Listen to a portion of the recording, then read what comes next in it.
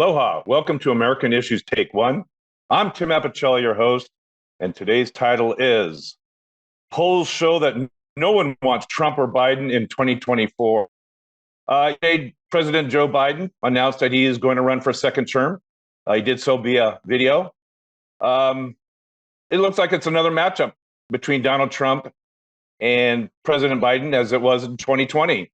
The problem is the polling shows that there's Trump fatigue and there's serious concerns about President Biden running for a second term.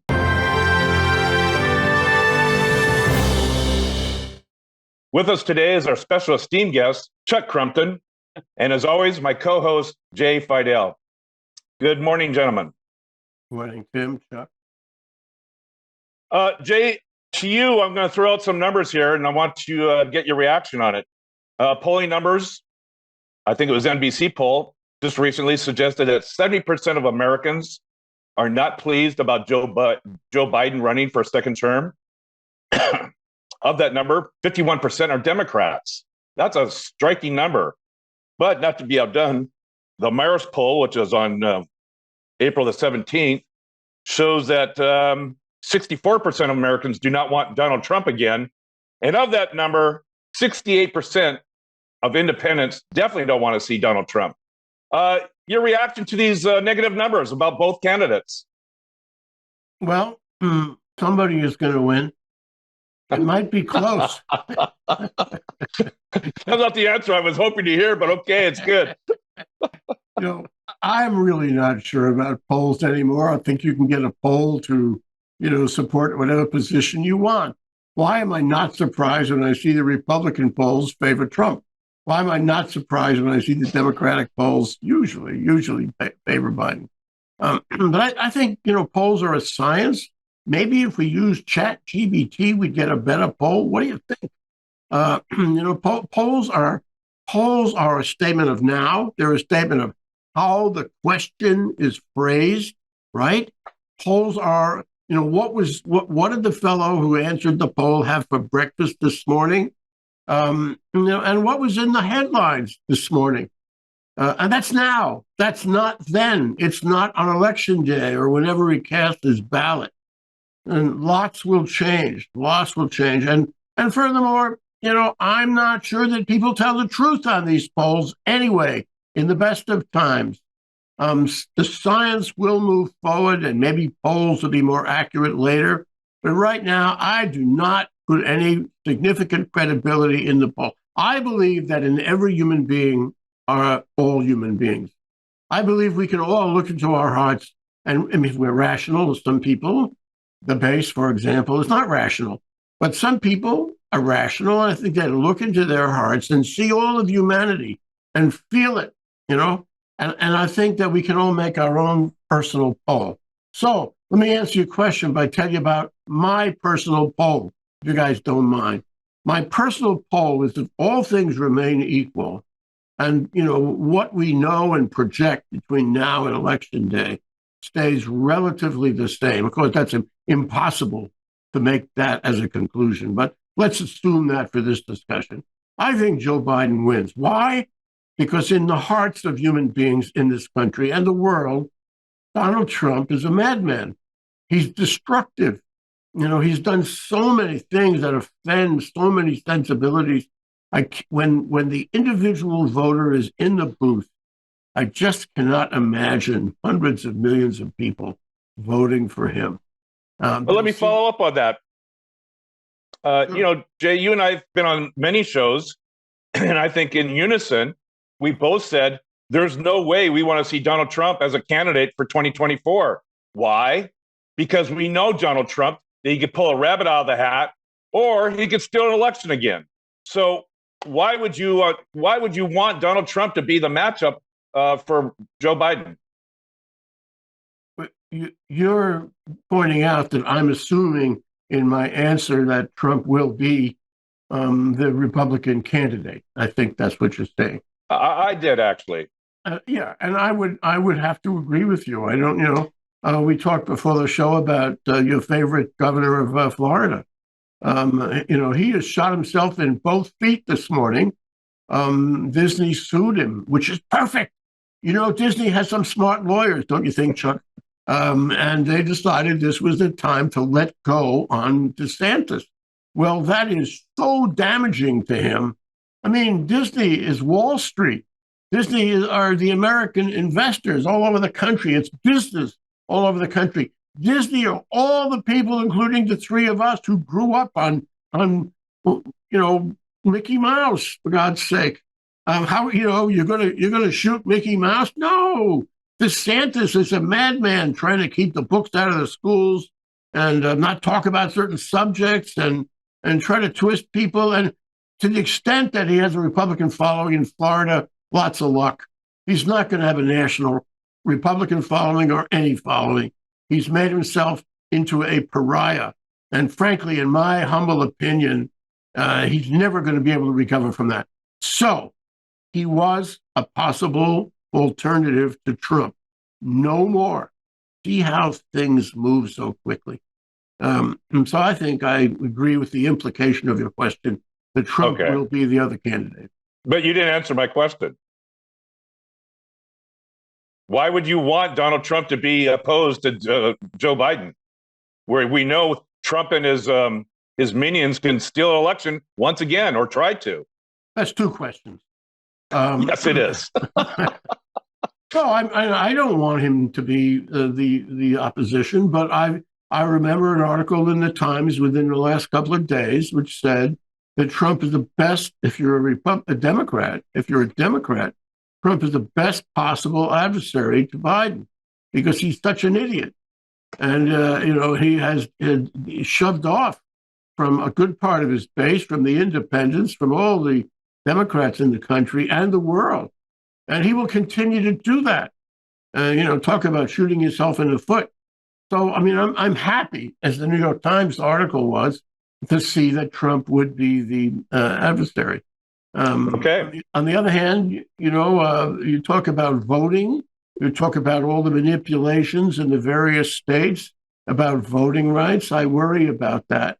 And I think a lot of people are worried about that. But in general, I think the country and probably the three of us believe that somehow voting in this country, in these United States, will survive the attacks, at least the attacks we know about so far, on voting rights.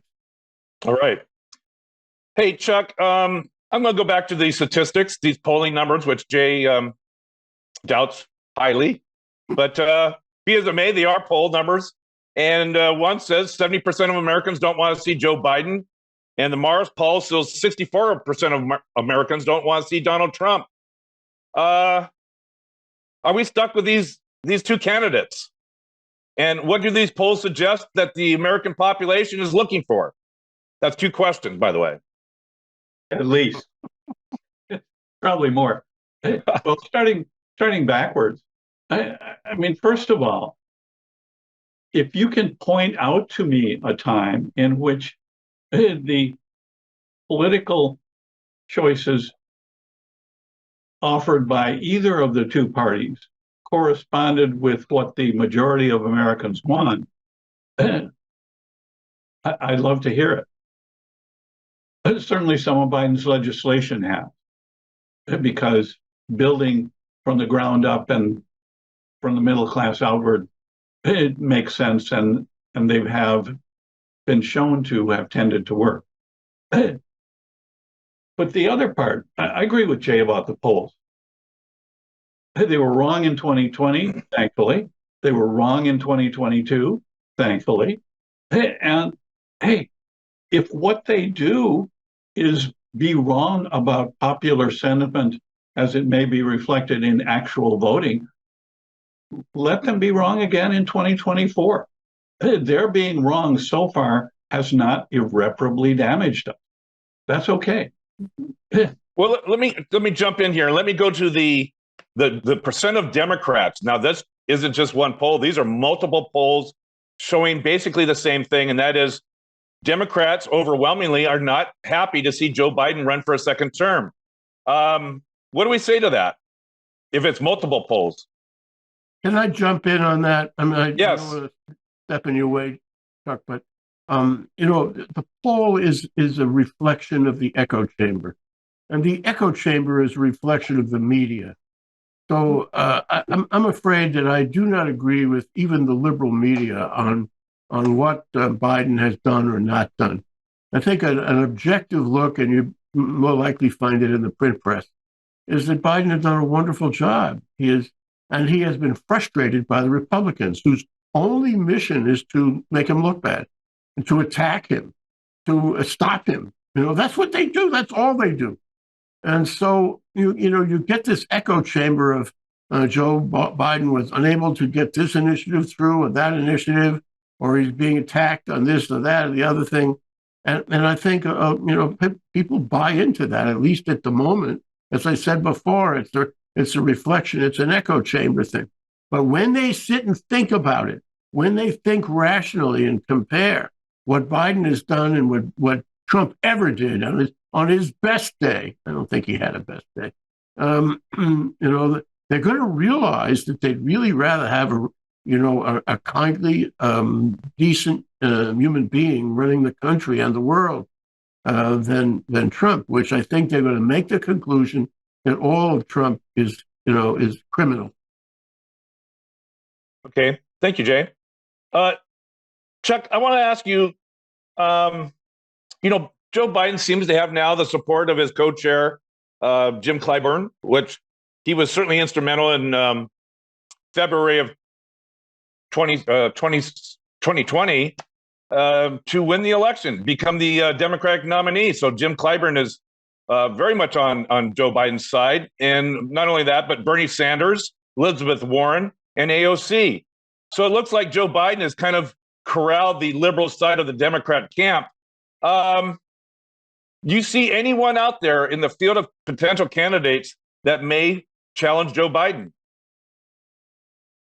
Well, let's stay with your first point, which is the exceptional degree of consistent unity that the Democrats have displayed and are displaying. That's how they got the legislation that Jay is talking about passed. Amazing achievement, giving a truly divided Congress. And the Republican obstructionism, which has been their one-trick pony approach to everything for the last how many years. And they've come out and said it. McConnell has said, my job is to stop the Democrats from passing anything. Literally, word for word. So look on the other side of the aisle at the incredible disunity, the factionalism, the internal backbiting and infighting among the Republicans. The biggest question for the current Speaker of the House, can McCarthy get the vote to pass extremist legislation that jeopardize the entire national economy and its international standing? Are there enough Republicans who say, wait a minute, I know you guys think there is no low beneath which we will not go, but there is, and that's it. That's going to be interesting. Yeah. So look at the difference. If you are an independent, how could you not recognize and feel and choose a party that demonstrates unity and at least that opportunity for effectiveness over a party that clearly offers neither of those, regardless of your politics? Well, I like that point, because if you listen to Joe Biden's video, he had some real strong messaging there. And most of it was optimistic. Some of it was a little fear factor induced. But the four main things was, let's finish the job that we set out to do. The other one is, look at the GOP. They're bent on destroying democracy. Look at the GOP. They're bent on taking away your personal freedoms. And then the other part of his message was, let's build the economy for our blue-collar America, and let's get jobs back in for middle America, particularly in those red states. What was your impression of Biden's video message, Chuck? I think years ago when I was talking with Brian Schatz, who is Hawaii's senator and who just placed first in a poll among the most admired and liked senator in the U.S. Senate, for good reason. I asked him, so Brian, what is Joe Biden's strongest quality, his best advantage? He said, Chuck, talk to anybody who has known him in his 40 years in Washington. They may impugn him politically, they may impugn him in other ways, but no one will impugn him personally. They may call him a socialist, but they will not call him a bad human being. And the people who do, I mean, look at them. Marjorie Taylor Greene, give me a break, man.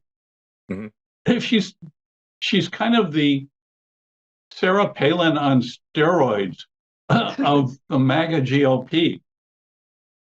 If there's anything that the Republicans should have learned from Sarah Palin's example, it's that, sorry, folks, but testosterone is not necessarily a virtue in a woman who demonstrates absolutely no understanding of what she's talking about. All right. Thank you. Jay, this is a tough question because it does go down that road about age, and we shouldn't really care about age, but it is an issue with both candidates, Trump and Biden. Let me take you back to 2015. 2007. And when John McCain was running against Barack Obama, the autopsy of his loss pointed heavily to the fact that he picked a VP candidate, which was a train wreck. The train wreck was Sarah Palin. And why would that be an issue as a VP pick? Because John McCain was at a certain age and he had a few health issues. And so it weighed heavily on the voters that should John McCain have a problem with his health, or God forbid he can't finish his term, they were looking at Sarah Palin to be the president of the United States.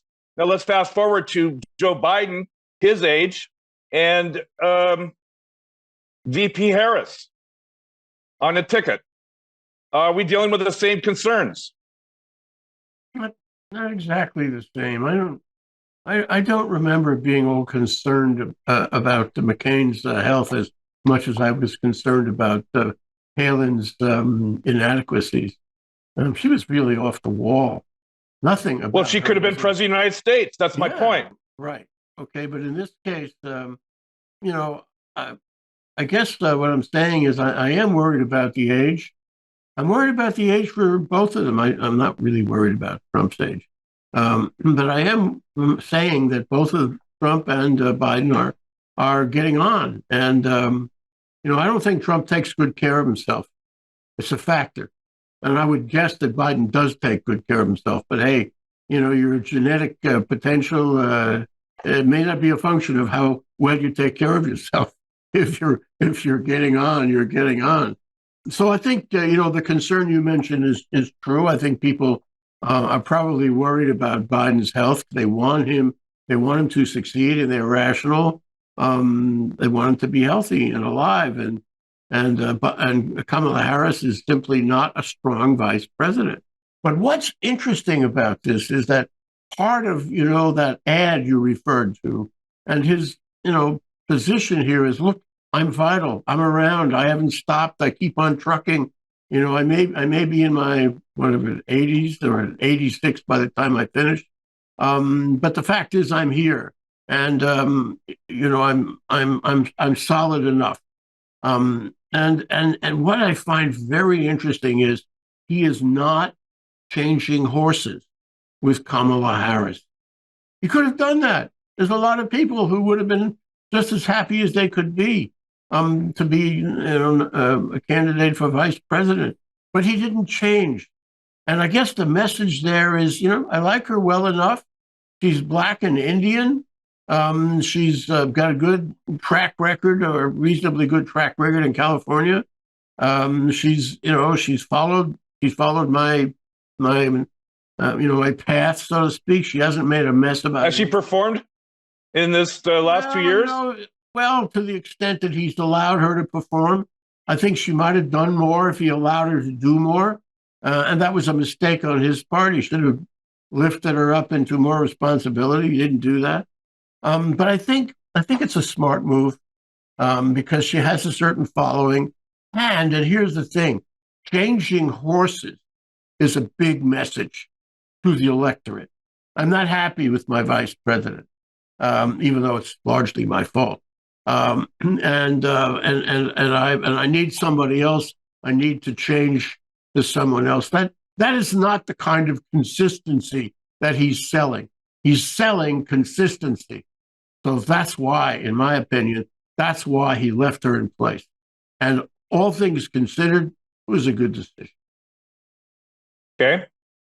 Hey, Chuck, both candidates have an age issue. To what degree do they address it?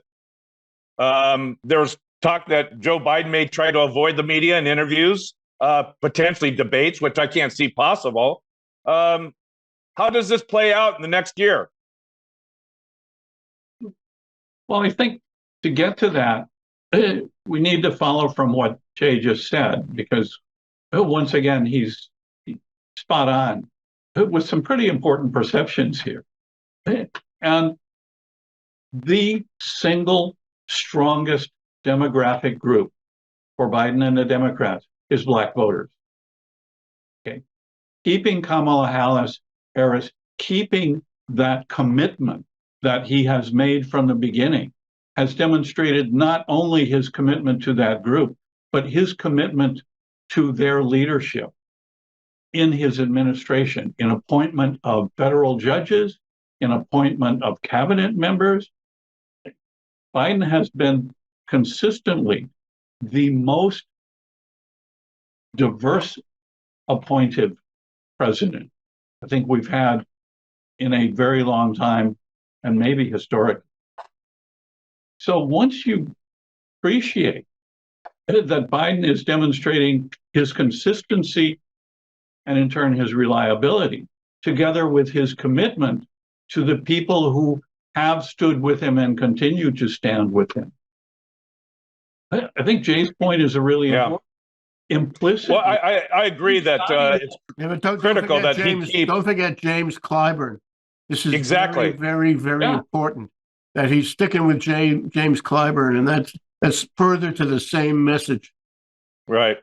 You know, I was a young lad, and I do distinctly remember when candidate McGovern dropped Senator Eagleton from the VP ticket. Senator Eagleton had some depression issues, and back then that was a deadly sin.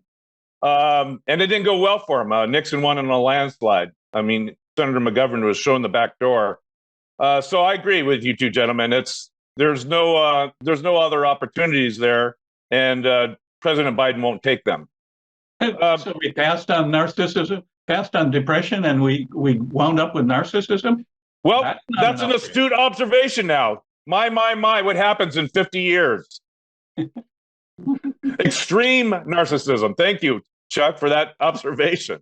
No, I mean, behavioral and speech and conduct problems. Not only does Trump not regard them as a problem, he flaunts them. Well, you know, again, thank you for that point, because if you look at the messages between Joe Biden and now candidate Trump, Trump is really a negative, depressing, dystopian outlook of what his campaign's all going to be about in 2024. I don't see any positive note or message coming out of Donald Trump's mouth. How are the Republicans going to respond to this dystopian future? Unless you're a pale white nationalist, maybe. But well, let me give you a phrase, you guys, that comes to mind when we think of Trump's track, his path over the next year. It's camels bearing gift, and it's an old Middle Eastern notion that if you want to give a lot of gifts, don't give them all on the same day. Give one gift on one camel and one gift on the other. And so we have now, the affair over. Let's see, we got the criminal trial in New York. We have that trial with the woman who was raped in a department store. And so they're spread. They're not all on the same day. We have Fonnie Willis in Georgia, not happening just yet, but there'll be lots more in the media about that. And don't forget Mar-a-Lago. Don't forget January 6th. They're in the pipeline. So what we have is a bunch of camels in the pipeline, and they're all going to be, spilling out of the pipeline one way or the other over the next few months. It will be impossible to disassociate Trump with all of this criminal activity. And so, I think the camels bearing gifts is probably, if you want to look at it from a divine inspiration point of view, it's the best way to deal with all his criminal activities, one by one. Well, with all these gifts coming to Donald Trump's doorstep, is there anyone in the GOP party to say, we're going to lose with this candidate? There's no way we can win. Does anyone step up and say, Donald, please leave? Well, that goes to what I was saying before. I mean, if we want to look at these polls or make our own internal poll, we have to make certain assumptions. Polls are based on assumptions. And the assumption we make right now here today is that things will be pretty much the same as they are. But the probability, gentlemen, of things being the same as they are for the next year, no way. Anything could happen. Anything could happen overseas, in Ukraine, in Russia, in China, in Latin America, of course, in Africa. Anything could happen here in this country. I mean, it's fluid. Anything could happen, and anything could happen with the health of either of these people. So, get ready for a wild ride. This makes the roller coaster look small. So what we say today all has to be seen in light of the very likely possibility of profound changes. Chuck, do you agree with Jay that, I'm looking at the independents right now, 68% can't stand the idea of Trump being president. That's a really high number for independents. But do you agree with Jay that everything's in flux and certainly those numbers can change either in favor or even further against Trump? Well, yes and no. I mean, I think Jay is exactly right. But I think if you look at what each of the parties has kind of channeled itself into what it does with events and controversies and disasters, it's pretty clear what each is going to do with change as it happens. And McCarthy and the Republicans are willing to risk humiliating this nation economically, jeopardizing its economic base and its economic reputation and relations with the rest of the world because they are that desperate. Joe Biden does not come across as desperate, nor do any of his leadership people and campaign people. Well, wouldn't it be political suicide to jeopardize the economy? Remember, Trump's popularity was based on the fact that many Americans' 401ks did quite well under his administration. So they support him because their 401ks look fat and happy. That won't be the case if there's we drive off the economic threshold or the cliff by not meeting our debt obligations. See, that's a great question, Tim, and it really is maybe maybe even the critical question, because the Republicans are focused on hanging on to their donor base, but they're losing their voting base, which is that interstitial group of independents and people who would be otherwise able and willing to go either way. They are costing themselves that. And regardless of whether the poll is right, wrong, or otherwise, that's the problem for the Republicans here. They have channeled themselves into an extremist, donor-oriented approach to every single issue that is costing them the voters that could get them where they would need to go to actually win at the national level. They may be able to win in North Dakota or Wyoming or other places, but it's not going to get them in 2024 more electoral votes than they got in 2020 unless they can start to swing the independents, the youth vote, the suburban women's vote, and they're continuing to lose that. Would you agree that turnout's going to be paramount as it was in 2020 and 2016? That turnout is everything? Voting, Yeah. the votes. What else can we look to? But let me say this. The connection, the assumed connection is if you have the money from the donors, including the PACs, you win. Well, I don't know if that's true anymore. I think there's a moral factor that has emerged in 2020, 2022, and is present today. That diverse new crowd of voters, the new electorate, which we have to, keep our eye on, may not, be as impressed with phony baloney TV ads from the Republicans. They may be, thinking on moral, ethical lines, and then maybe that's changed. So I don't make the assumption anymore that if you have the bucks, you win. It may have changed in this country. I think you're right, Jay. I think Americans are just sick and tired of TV ads that say the same thing in a slightly different way, and I think you're spot on that point. Jay, your closing thoughts? Yeah, I do have closing thoughts, and that is I'm very worried about the world. I'm worried about the fact that Biden did not make heavy reference to Europe and Ukraine in his opening remarks, was it earlier this week? And I wish he would do that, and because that really is the future. The other thing I want to leave is to follow on Chuck's point about the debt ceiling. If I were Biden, if I asked myself, what should I do to deal with Kevin McCarthy on that issue, I would hang tough. I would take the risk. This is like the Cuba armed missile crisis in the late 50s, 60s. That's what he's got to do. He's got to say, no, you can't have me. We're going to lift the debt crisis, the debt level, and we're going to do the right thing, and you can't make me compromise my principles or my initiatives. I will not agree with you. I will oppose you. Of course, there's a risk in that. It could be that the world is at risk in that, but that's what Biden should do. Biden has not always dealt with risk in the way that I would or you guys would, but that's one where he's got to take the chance and he's got to face heaven down.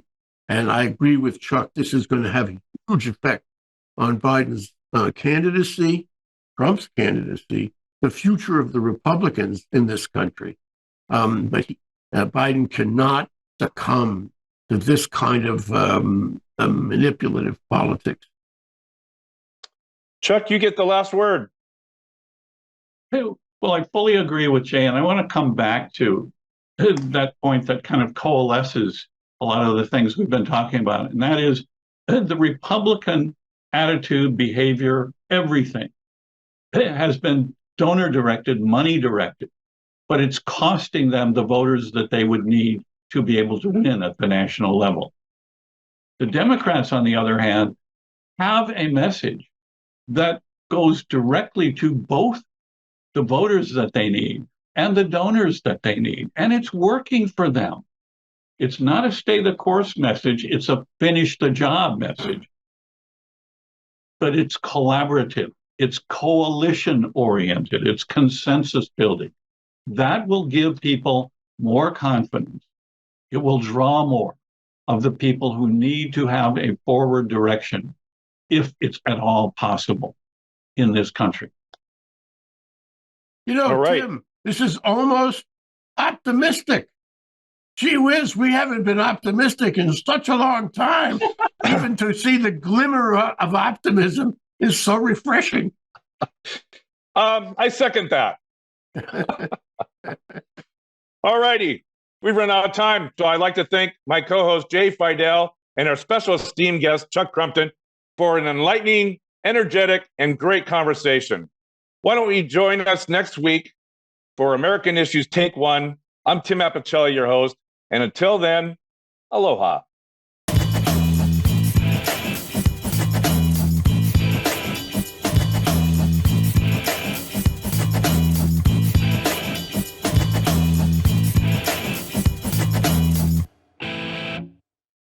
Thank you so much for watching ThinkTech Hawaii. If you like what we do, Please like us and click the subscribe button on YouTube and the follow button on Vimeo. You can also follow us on Facebook, Instagram, and LinkedIn, and donate to us at thinktechhawaii.com. Mahalo.